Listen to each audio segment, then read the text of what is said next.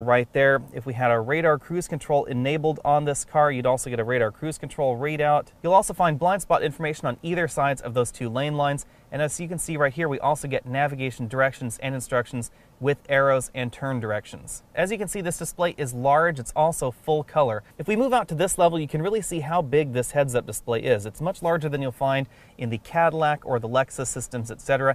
Very, very similar to the BMW system.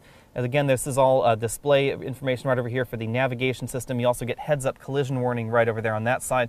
And then the other side is gauge reproduction and some other safety system readouts. If we move on out, we have a 4-spoke steering wheel. This is standard on all Genesis models. We also get standard paddle shifters even on the V6 model. These are plastic paddle shifters rather than metal ones like you'd find in some of the other luxury options. Voice command button right over here, stereo mode button, track up, down, volume up, down, and mute button.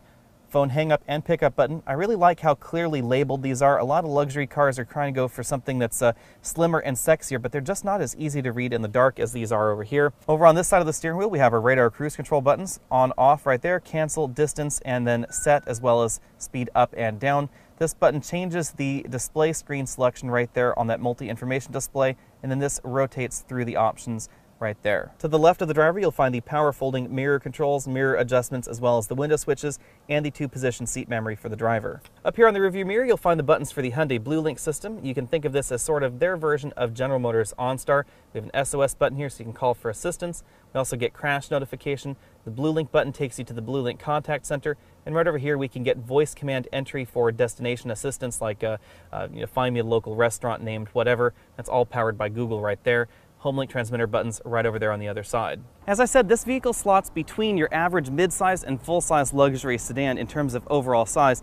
That's true for the trunk as well. We have a trunk that's a little bit bigger than you'll find in your E-Class, your 5 Series, but definitely smaller than the S-Class or the 7 Series. Right here I have a 26-inch roller bag, and it can sit in the trunk in this upright position, which is very handy. That's because this trunk is relatively tall. Now we have these hinges over here that are well hidden in the car, but they aren't nicely tucked away in the sides. They do detract a little bit from your cargo room.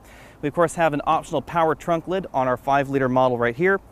One area of cost cutting I did notice is that the trunk carpet that's right down here on the floor is a little bit cheaper feeling than you'll find in the average mid-size luxury sedan. And not that that's really a huge complaint, but it does seem to pill a little bit when your bags are rolling around in the trunk. If I lift up the load floor, it reveals a large well with a donut spare tire. We also have the battery back here and jack storage inside that donut spare tire. It does look like there's enough room in here for a full-size spare tire, which is a very nice touch. Overall, I give this trunk 8 out of 10 points in my exclusive Trunk Comfort Index. We have a helper handle here in all models, which is very nice to help you close the trunk lid. And of course, our model has the power tailgate hatch. Out on the road, the Genesis constantly reminded me of the Lexus LS.